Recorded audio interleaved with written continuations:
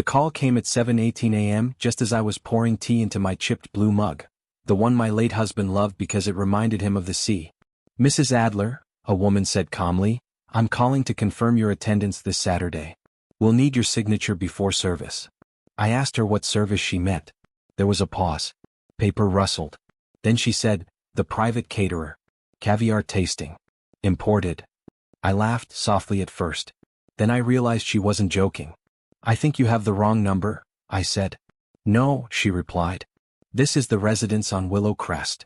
The Adler home." That was my home. I didn't argue. I thanked her and hung up, my tea cooling untouched. For a long moment I just stood there listening to the clock tick. My house had been quiet since my husband passed. Quiet in a way that holds memories without disturbing them. Nothing extravagant. Nothing staged. Certainly nothing involving imported caviar. My son Daniel had moved back in with his wife Lillian 6 months earlier. Temporary, they said. A transition. They were resetting. I had agreed because I'm a mother and because the house had space, and because grief makes you generous with boundaries you once guarded carefully. Lillian was efficient. Organized. She spoke in decisions, not questions. At first, I mistook that for confidence. She rearranged the living room during my volunteer shift at the library. She replaced my curtains, cream linen I'd washed by hand for years, with something sharp and gray. "It opens the space," she said as if the house had been closed. Still I said nothing. Peace has a way of disguising surrender.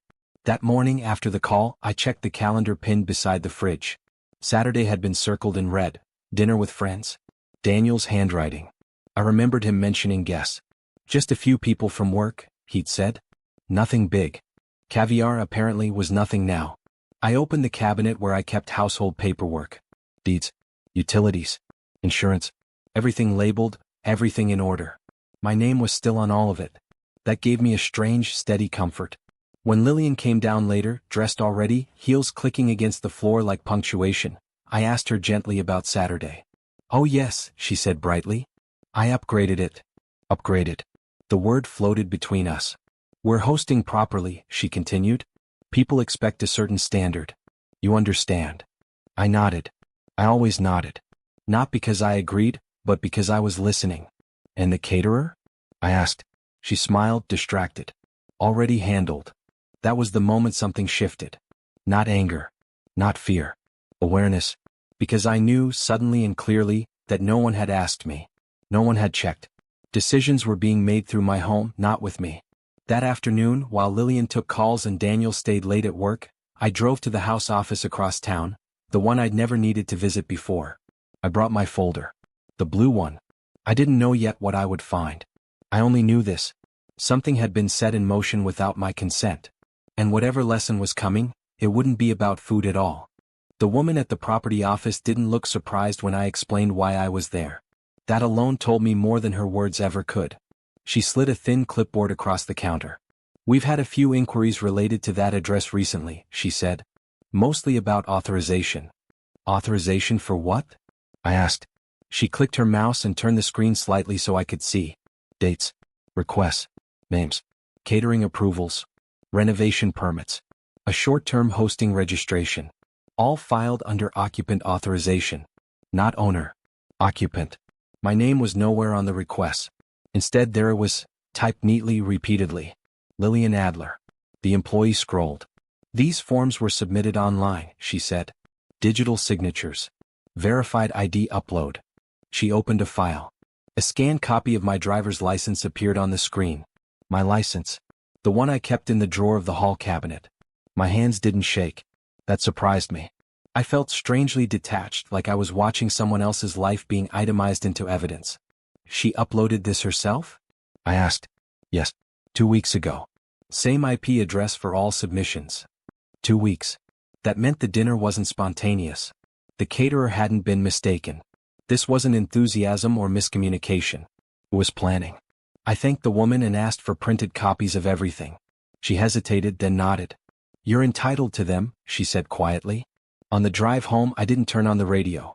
I let the silence do its work. I replayed moments I'd dismissed.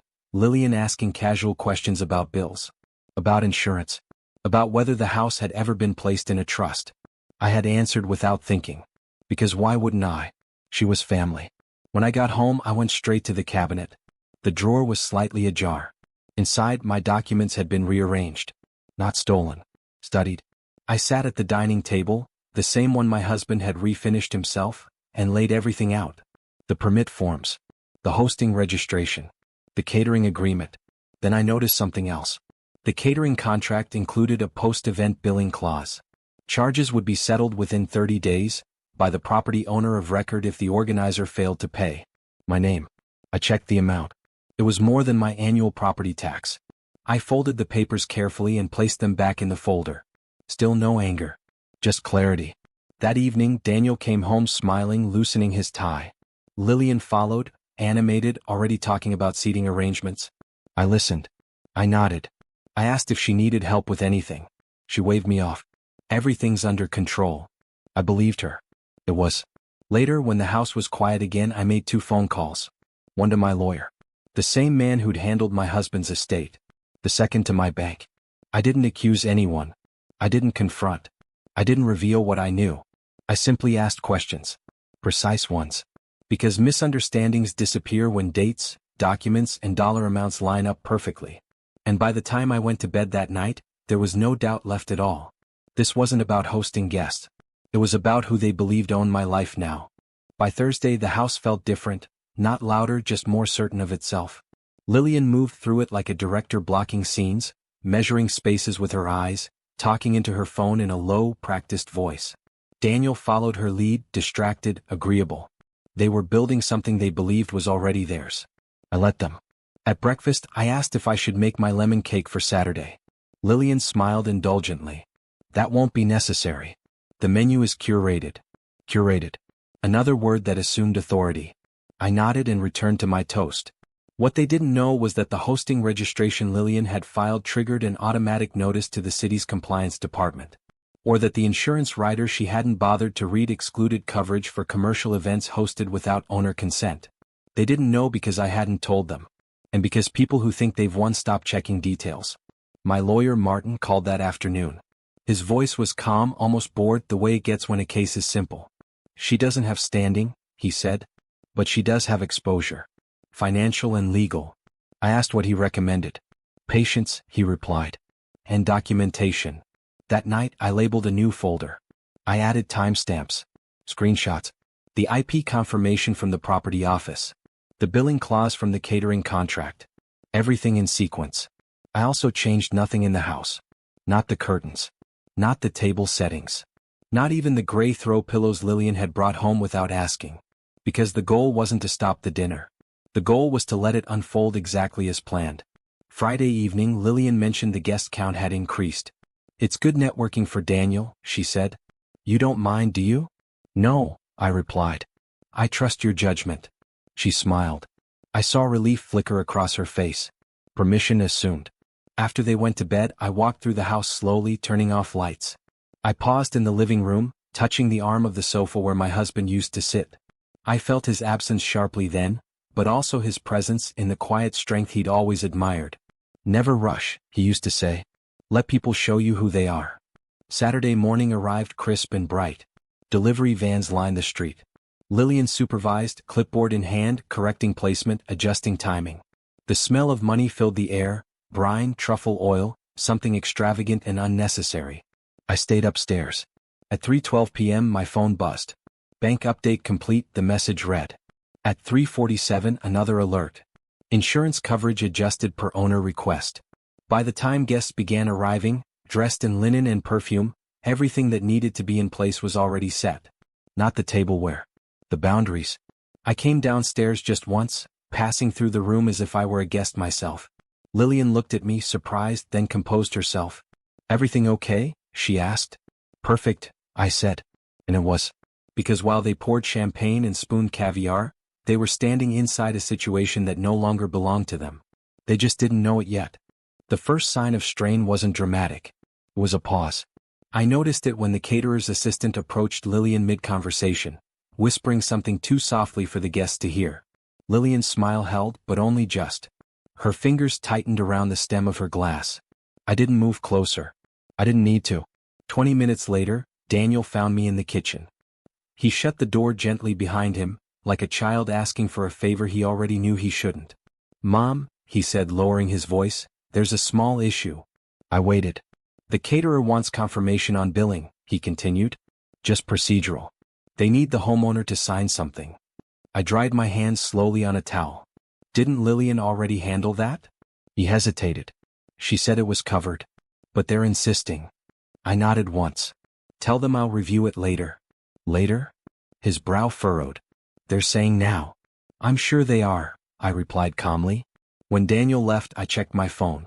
2 missed calls, from an unfamiliar number. A voicemail followed. "Mrs. Adler," the message said, professional but strained, "we're having difficulty finalizing authorization. Please return our call as soon as possible." I didn't. Instead, I called Martin. "They're feeling it," he said after I explained. "Good. Next step will be pressure. Emotional first. Then financial." He was right. Lillian cornered me an hour later, away from the guests. Her tone was still polite, but urgency pressed against every word. "There seems to be confusion," she said. "The vendors are being difficult." "Are they?" I asked. "Yes," she said sharply, then softened. "I mean, no. It's just paperwork." "Paperwork matters," I replied. She exhaled, visibly recalibrating. "Daniel and I are family. We wouldn't do anything irresponsible." I looked at her, not unkindly but fully. "Then there shouldn't be a problem waiting." Her jaw tightened. "Waiting could cause embarrassment." I shrugged. "Embarrassment passes." She stared at me, searching for something: fear, guilt, weakness. She found none. The calls escalated after that. The caterer. The rental company. Even a message from the city's compliance office requesting confirmation of owner consent for a registered event. Daniel tried again that evening. His voice cracked this time. "Mom, please," he said. "This is getting serious. They're threatening penalties." "I know," I said gently. "Then why won't you help?" I met his eyes. "Because helping would mean accepting responsibility for decisions I didn't make." Silence stretched between us.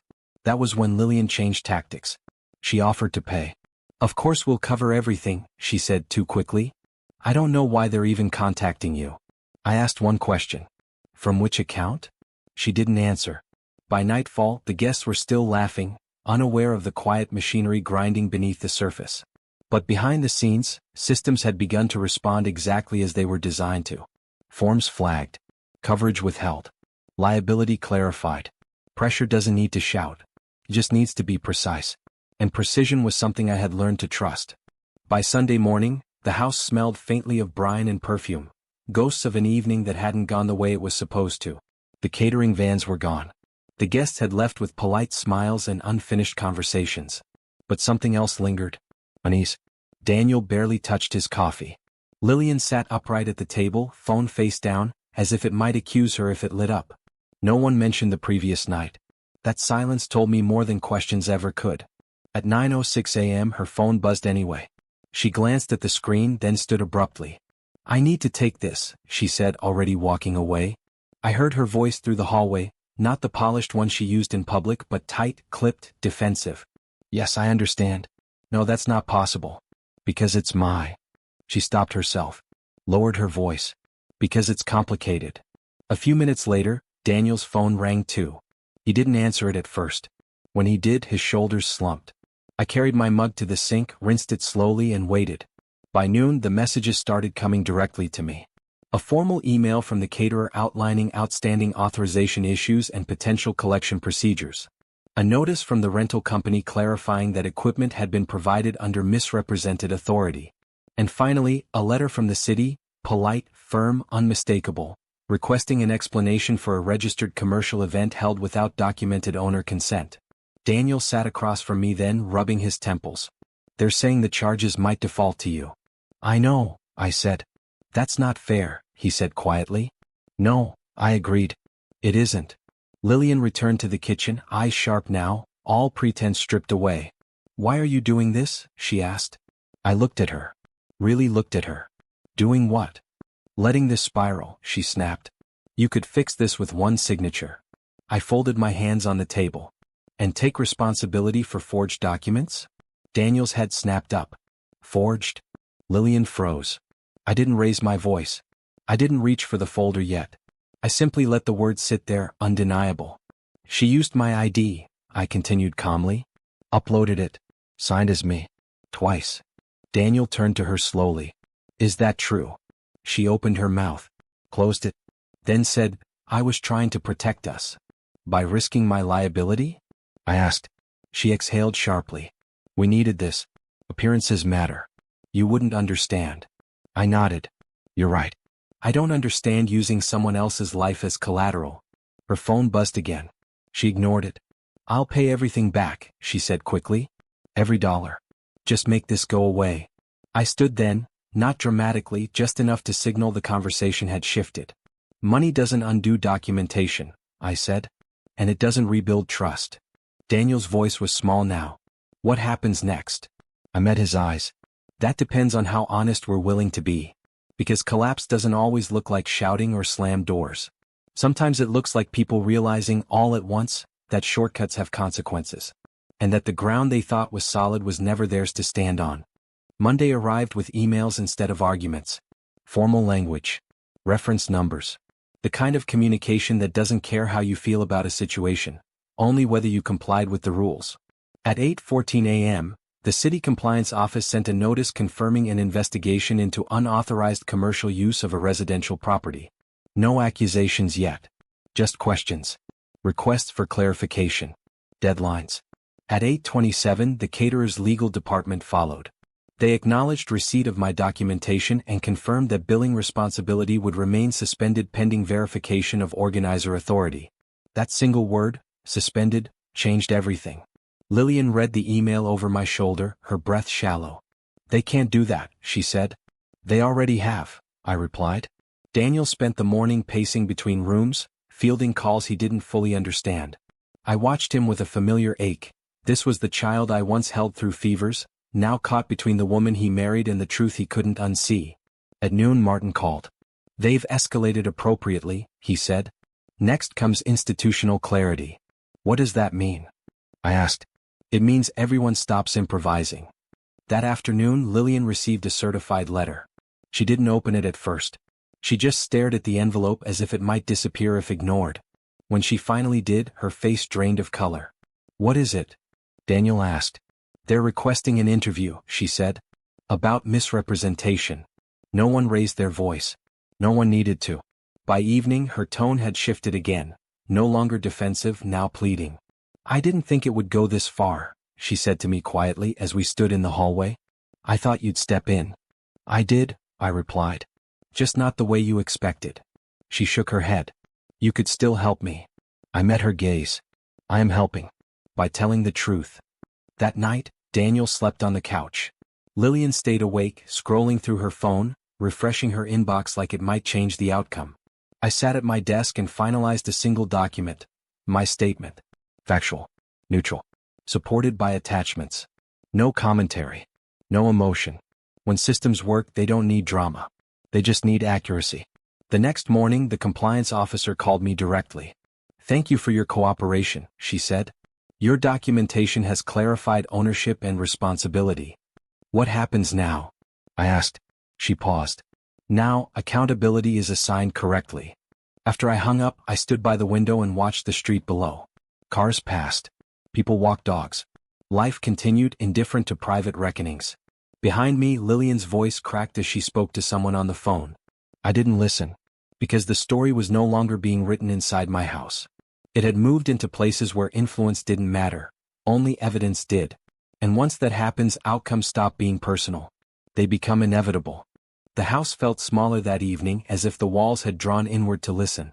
Daniel asked us both to sit at the dining table, the same one that had hosted laughter, arguments, and a dinner that now felt like a lifetime ago. He didn't look at either of us at first. He folded his hands the way he used to when he was nervous as a child. I need to understand something, he said finally. Before anything else.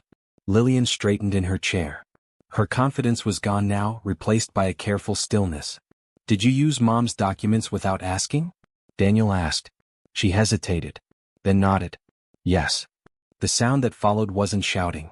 It was Daniel exhaling, long and tired. Why? He asked. Because everything takes too long, she said. Because if we waited for permission, nothing would happen. I thought. She stopped herself. I thought the house was already halfway ours. I spoke then, not sharply, not softly. Just clearly. That assumption is what changed everything. Lillian looked at me. For the first time, there was no strategy in her eyes. Only calculation giving way to understanding. I didn't mean to hurt you, she said. I know, I replied. But intention doesn't erase impact. Daniel rubbed his face. So what now? I reached into my folder and placed one final paper on the table. A formal notice. Clear. Boundaried. I'm asking you both to find other living arrangements, I said. Within 30 days. Lillian's mouth opened. You're evicting us? No, I said. I'm ending an arrangement that no longer respects me. Daniel looked stunned. Mom? I'm not punishing you, I said gently. I'm protecting myself. Silence settled again. Lillian's voice was quiet. If we leave, will you withdraw your statement? I met her eyes. I won't add to it. And I won't subtract from it. She nodded slowly. She understood what that meant. Daniel stood, pushing his chair back. I never wanted this, he said. I know, I replied. But wanting something doesn't make it right. He swallowed. Will you still talk to me? I stood as well. I touched his arm. I'm your mother. That doesn't change. Boundaries don't erase love. They clarify it. That night they packed in silence. No arguments. No slammed doors. Just the sound of suitcases closing on something that could have been handled differently, if honesty had come sooner. As they left, Lillian paused at the doorway. I underestimated you, she said. I nodded once. Most people do when quiet is mistaken for permission. When the door closed behind them, the house exhaled. So did I. Because reckoning doesn't always end with fireworks. Sometimes it ends with the truth finally having room to breathe. The first morning after they left, I woke up before dawn, not from anxiety but from quiet. No footsteps overhead. No phones buzzing on the counter. No tension humming beneath ordinary sounds. I made tea and sat at the table alone. The gray curtains were still there. I didn't rush to replace them. I wanted to feel the house as it was now, neutral, emptied of assumptions. 30 days passed exactly as stated. Daniel checked in occasionally. His messages were careful, respectful. Lillian didn't contact me again. The investigation concluded without spectacle. Misrepresentation noted, penalties assessed appropriately, no further action required from me. Everything resolved the way systems do when facts are clean. One afternoon I finally took down the gray curtains. I washed my old linen ones and rehung them myself. The room softened immediately. Light returned in a way that felt familiar. I didn't celebrate. I didn't feel triumphant. I felt steady. Daniel came by alone a few weeks later. He stood in the doorway like a guest, waiting to be invited in. You can come in, I said. He looked around slowly. It feels different. It is, I replied. We talked, not about blame, not about what-ifs. Just about his work. His plans. What adulthood actually costs when shortcuts aren't available. Before he left, he hugged me longer than usual. I didn't realize how much you were holding together, he said. I didn't either, I admitted. That winter I hosted a small dinner. 6 people. Simple food. Soup, bread, wine. No spectacle. No performance. No one needed to prove anything. After they left, I washed the dishes myself, listening to the sound of water against porcelain. I thought of my husband, of how he used to say a home knows when it's being respected. He was right. Power doesn't always announce itself. Sometimes it looks like restraint. Like patience. Like knowing when to let systems speak instead of your emotions. What changed my home forever wasn't the lesson Lillian learned. It was the one I did. That kindness without boundaries invites erosion. That silence is not consent. And that quiet control, rooted in truth, is the most enduring kind of strength. I turned off the lights, locked the door, and went to bed in a house that finally felt like mine again.